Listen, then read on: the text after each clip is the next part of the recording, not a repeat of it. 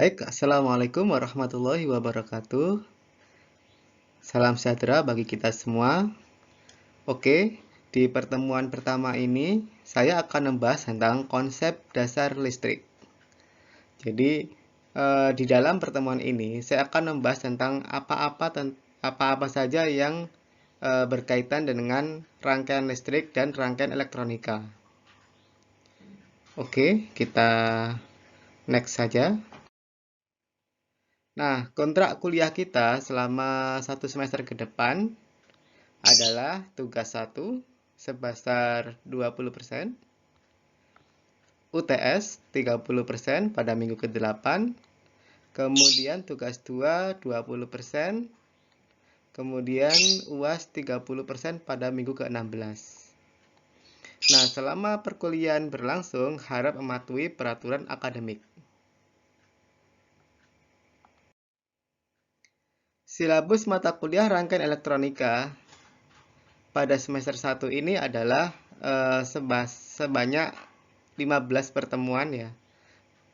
Di minggu ke-8 ada UTS, di minggu ke-17 ada UAS.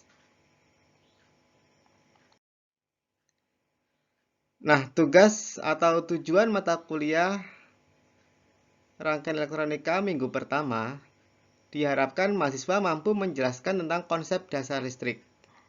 Kemudian diharapkan mahasiswa mampu menjelaskan tentang apa itu tegangan, arus, dan resistansi. Di minggu ketiga, mahasiswa mampu menjelaskan tentang bahan konduktor dan isolator.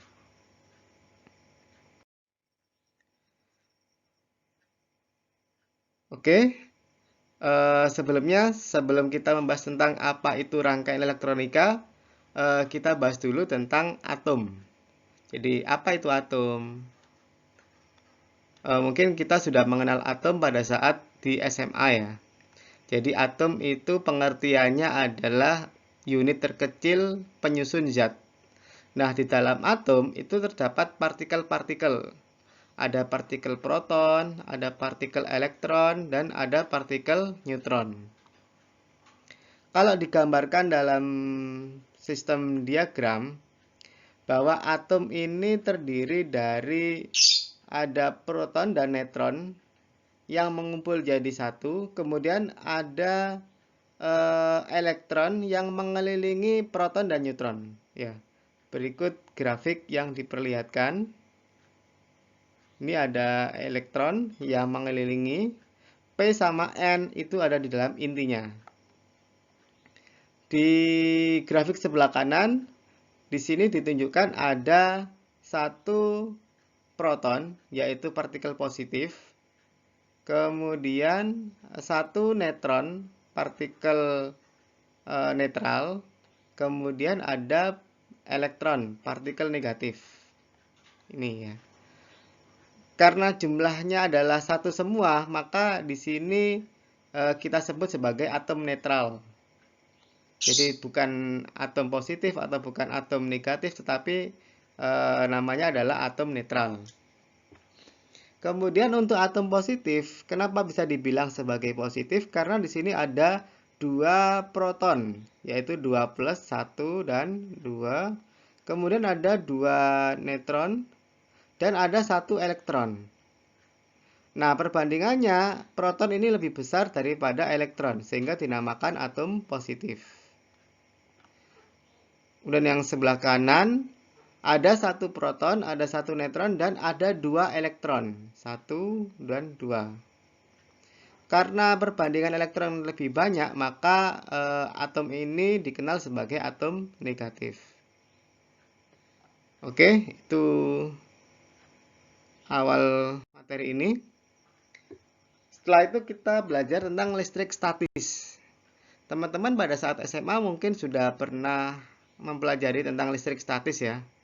Salah satu contoh listrik statis adalah seperti yang ada pada gambar ini, di mana pada saat kita menggosok-gosokkan penggaris di rambut kita, maka setelah beberapa saat kemudian setelah kita menggosokkan penggaris, maka coba kita tempelkan penggaris itu di potongan-potongan kertas. Pasti potongan-potongan kertas ini menempel. Nah, fenomena ini itu dinamakan sebagai listrik statis. Apa itu listrik statis? Listrik statis itu muncul disebabkan karena perpindahan elektron dari suatu benda ke benda lain karena adanya perbedaan muatan, sehingga menyebabkan ketidakseimbangan muatan listrik pada benda. Kemudian listrik statis adalah listrik yang diam untuk sementara pada suatu benda. Jadi listrik ini tidak bergerak, diam hanya sementara. Kemudian akan hilang ketika elektronnya sudah seimbang. Nah, listrik statis itu terjadi karena gesekan atau gosokan dua benda. Contohnya itu tadi penggaris yang kita tempelkan di atas rambut. Kemudian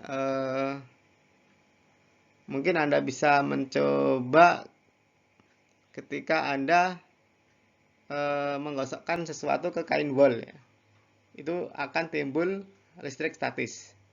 Nah, disebut statis, kenapa disebut statis? Karena elektron yang dipindahkan cenderung tetap diam setelah dipindahkan dari satu bahan ke bahan lainnya. Jadi elektron yang dipindahkan itu tetap diam setelah dia berpindah ke satu tempat. Nah, listrik terjadi itu terjadi tanpa adanya sumber tegangan atau sumber daya. Jadi alami ya, ketika ada gesekan atau gosokan.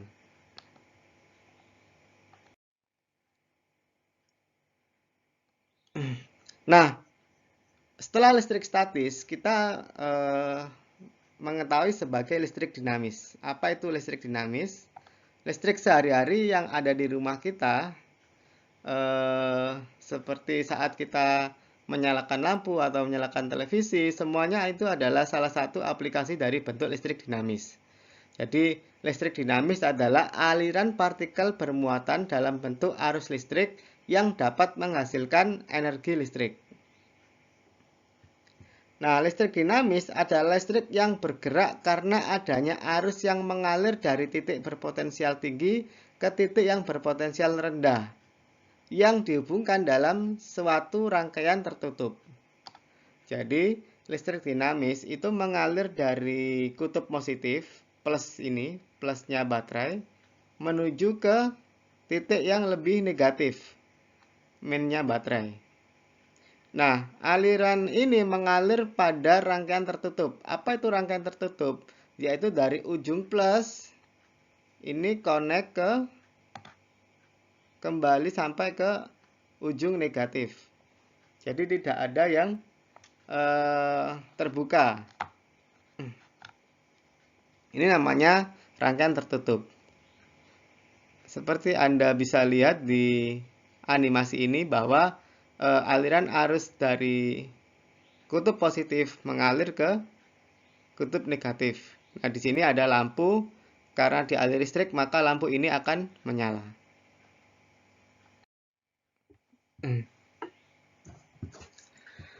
Oke, kita belajar tentang voltage, yaitu tegangan, dan current atau arus ya.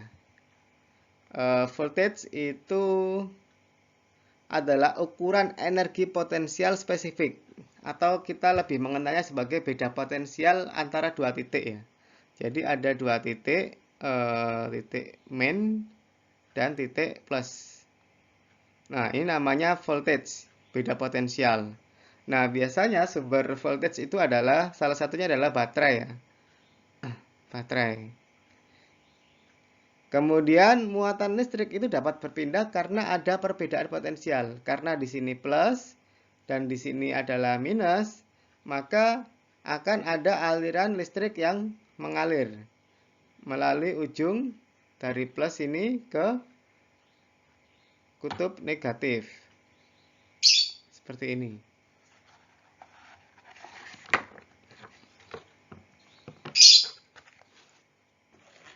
Nah, ketika sumber tegangan dihubungkan dengan suatu rangkaian, tegangan akan menyebabkan aliran elektron mengalir melalui rangkaian tersebut yang dinamakan arus. Jadi yang mengalir dari kutub positif ke kutub negatif itu adalah kita sebut dengan arus ya. Misalnya seperti animasi yang tadi ada plus ini mengalir ke kutub negatif. Seperti ini ya. Dari plus ke minus. Nah, tegangan dan arus pada rangkaian analogi rangkaian tertutup ya. Itu seperti ada tandon air, ada sumber air yang dipompa. Nah, tandon air ini itu namanya tegangan ya, V. Kemudian ini mengalir ke sini itu namanya arus ya. Atau biasa disimbolkan dengan I, current. Nah, di sini dipompa dengan dipompa sehingga kembali lagi dari plus ke minus. Ini plus dan min. Ini analoginya seperti air di dalam tandon. Kemudian kalau kita ubah menjadi sebuah rangkaian, ini adalah tegangan plus, ini tegangan min ya. Di sini ada namanya rangkaian elektronik ya. Ada baterai dan ada kabel penghubung. Jadi elektron ini mengalir dari kutub negatif ke kutub positif elektron. Nah, ini dinamakan sebagai rangkaian tertutup. Karena dari plus sampai ke min itu terhubung. Kalau Anda lihat gambar yang sebelah kanan, di sini ada breakpoint. Karena ada breakpoint atau rangkaian ini terputus, maka tidak ada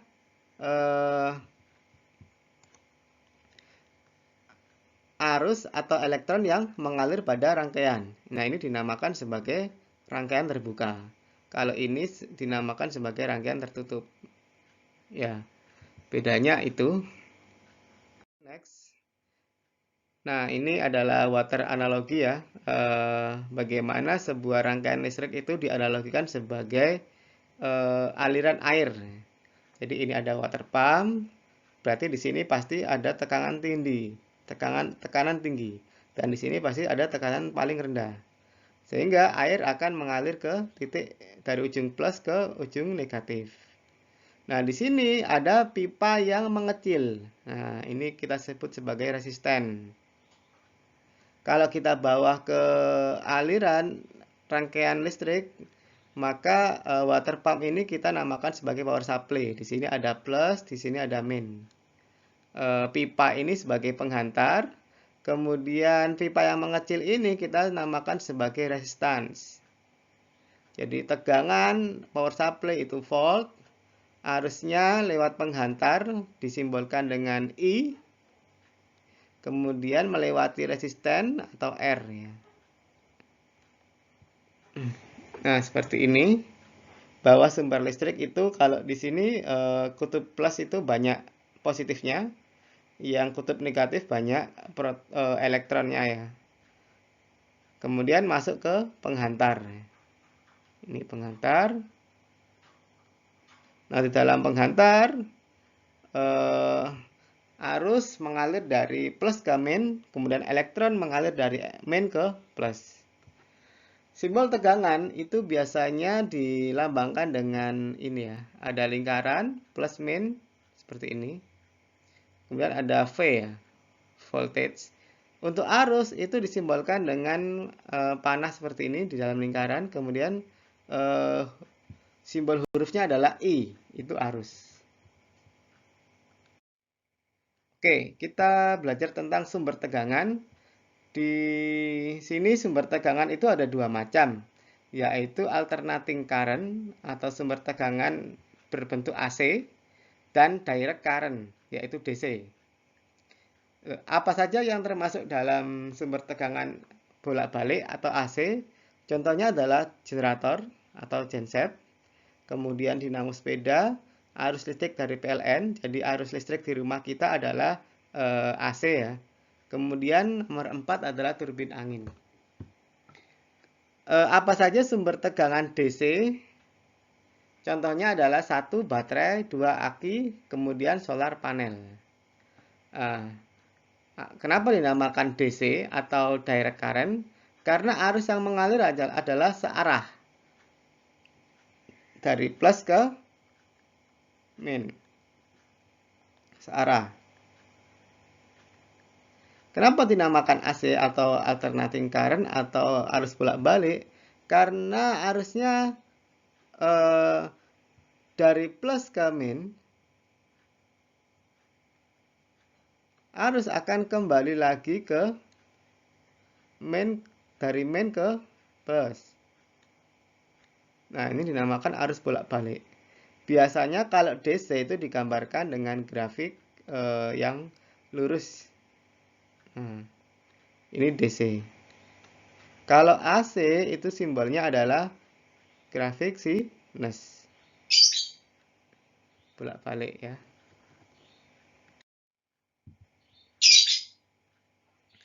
Simbol komponen sumber tegangan. Ini ada sel tunggal ya, plus min. Lambangnya begini. Kalau ada double seperti ini itu namanya sel ganda. Apa bedanya? Kalau sel tunggal itu satu baterai aja, satu sel ya. Nah, kalau berbentuk seperti ini, teman-teman mungkin pernah lihat ini double sel ya. Atau bahkan lebih dari satu sel. Beberapa baterai yang biasa kita pakai ada 3 sel sama 4 sel ya. Kemudian untuk sumber tegangan DC, simbolnya adalah V dalam lingkaran plus min ya. Itu kalau DC. Kemudian kalau AC di dalam lingkaran ini berbentuk sinus. Itu AC. Nah, arah arus dan arah elektron seperti yang sudah saya jelaskan bahwa arah arus itu dari plus ke min. Yang warna merah ini adalah arah arus dari plus ke min arahnya. Kemudian arah elektron itu dari negatif ke positif, kebalikannya. Nah, semua ini bisa mengalir itu karena rangkaiannya tertutup. Intinya di sini. Rangkaian listrik ya. Apa sih yang dinamakan dengan rangkaian listrik? Rangkaian listrik merupakan gabungan komponen-komponen listrik yang dihubungkan pada sebuah sumber tegangan dan dihubungkan secara tertutup supaya arus listrik bisa mengalir. Jadi gabungan komponen-komponen listrik seperti baterai, resistor, kemudian switch atau saklar, ini adalah komponen-komponen ya. Dan komponen ini dihubungkan dengan sebuah baterai dalam rangkaian tertutup. Seperti animasi gambar ini. Ketika switch open, maka tidak ada arus yang mengalir atau berhenti. Itu namanya rangkaian terbuka. Nah, proses perpindahan elektron dari negatif ke positif ini dinamakan sebagai listrik. Ada 3 macam rangkaian listrik, yaitu rangkaian seri, rangkaian paralel, dan rangkaian seri paralel yang akan kita bahas pada pertemuan kedua.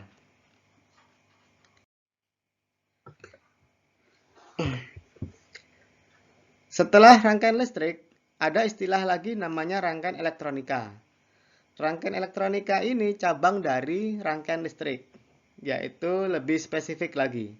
Rangkaian elektronika adalah rangkaian listrik yang memakai komponen elektronika dengan mempelajari listrik arus lemah. Di sini ada arus lemah ya. Saya garis bawahi. Yang mempunyai kemampuan untuk mengontrol aliran elektron. Jadi rangkaian elektronika itu termasuk rangkaian listrik yang komponennya menggunakan komponen elektronika dan kita mempelajari arus lemah. Apa itu arus lemah? Arus lemah disebut arus lemah karena arus yang kita pakai itu sangat kecil sekali ya. Sering kita memakai dalam orde miliampere. Nah, di dalam rangkaian elektronika ini itu aliran arus bisa kita kontrol. Misalnya pada saat kita membuat rangkaian paralel. Nah, kita bisa mengontrol aliran arus yang masuk ke cabang 1 ini dan cabang 2. Jadi kita bisa mengontrol aliran I yang ada di sini, termasuk I yang ada di sini. Kita bisa mengontrol.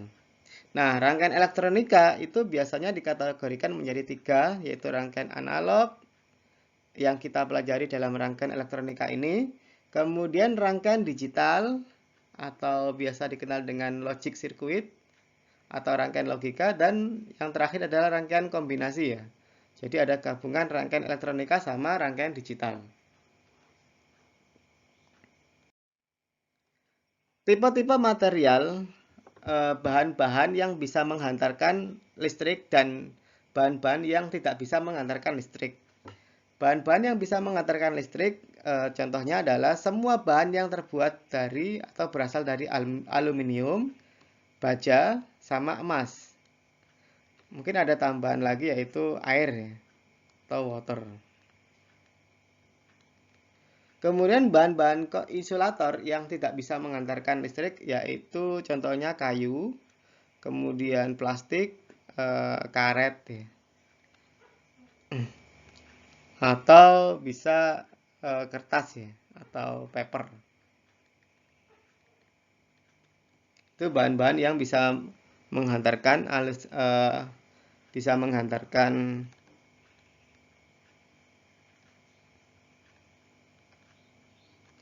listrik.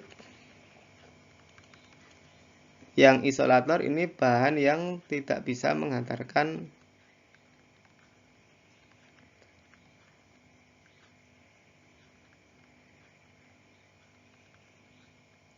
listrik.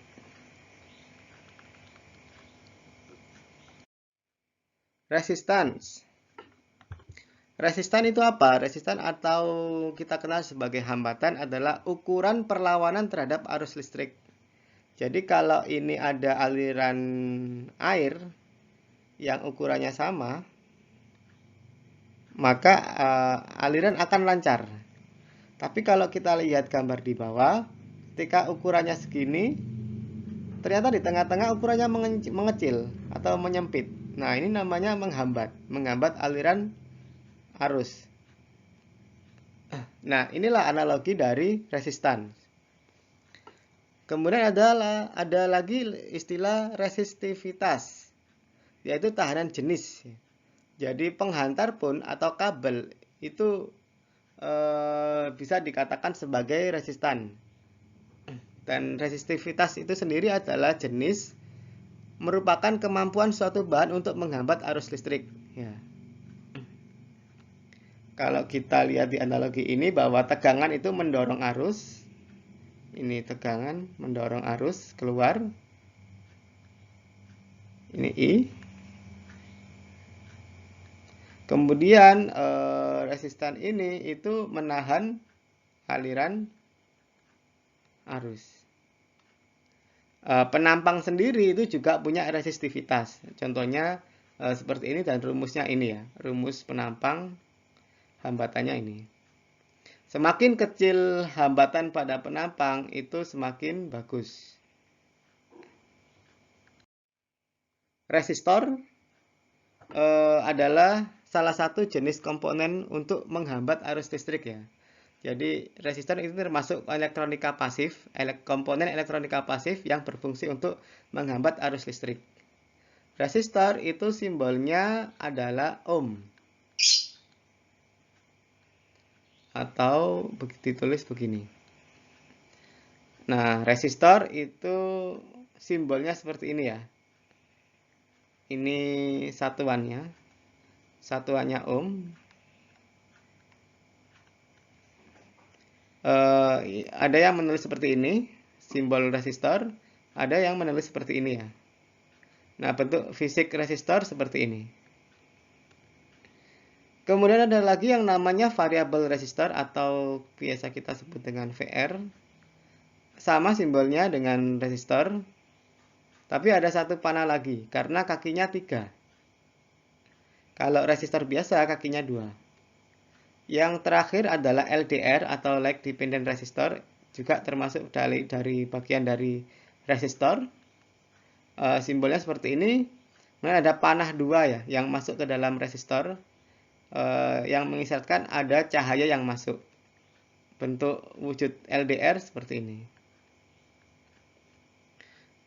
Selanjutnya yang akan kita bahas adalah resistor dan variabel resistor.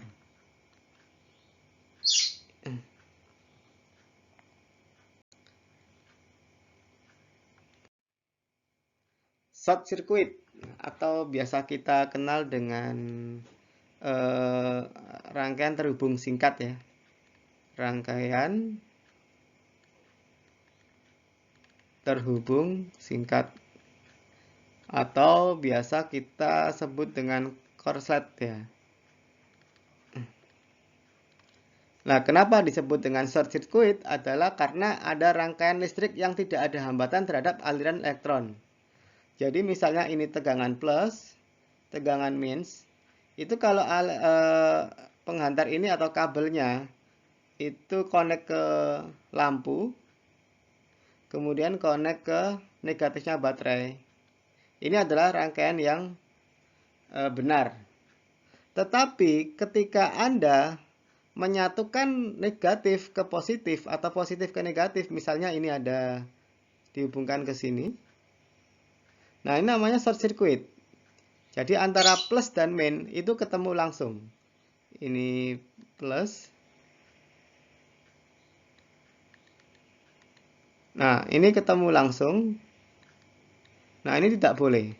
Karena akan menimbulkan short circuit. Nah, sirkuit pendek sangat berbahaya karena sumber daya tegangan tinggi mengakibatkan arus yang besar. Sehingga menyebabkan energi panas dilepaskan dalam jumlah besar pula. Seperti ini ya. Nah, ketika short circuit itu sangat berbahaya karena rangkaian bisa saja rusak. Hubungan singkat adalah jalur paralel dalam rangkaian dengan resistansi yang sangat rendah atau nol. Jadi tidak ada resistansi di sini. Plus dan minus langsung ketemu, tidak ada R-nya ya. Nah, korsleting atau hubungan singkat dapat terjadi secara tidak sengaja dengan menghubungkan kabel pada tegangan yang berbeda. Jadi plus dan minus connect secara tidak sengaja, itu bisa terjadi hubungan singkat. Dan Anda harus menghindari short circuit seperti ini, karena bisa merusak rangkaian. Selanjutnya adalah ada komponen aktif dan pasif. Apa itu komponen aktif? Apa itu komponen pasif? Komponen elektronika adalah elemen dasar yang digunakan untuk membentuk suatu rangkaian elektronika dan biasanya dikemas dengan 2 atau lebih terminal penghubung. Jadi komponen elektronika itu ada, contohnya ada ini ya, ada dioda, ada transistor, ada IC, ada resistor, ada induktor, ada kapasitor.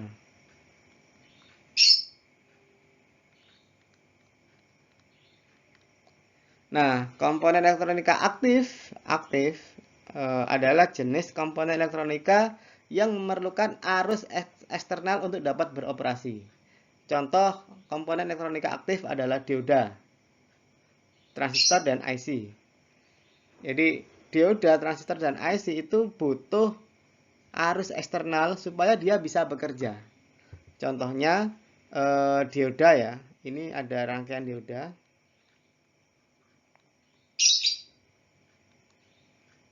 Dioda ini itu butuh tegangan minimal 0,7 supaya dia bisa aktif.